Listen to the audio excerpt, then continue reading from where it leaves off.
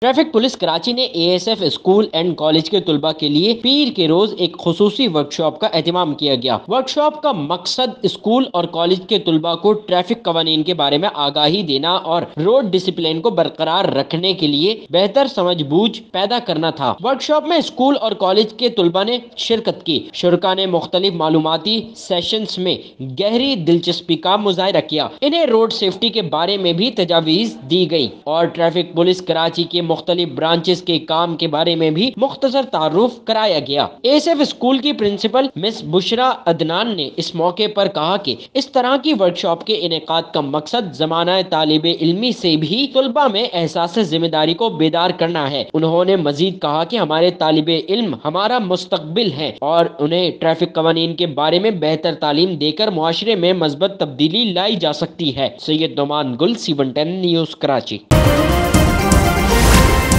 C110 news, خبر کی اصل خبر۔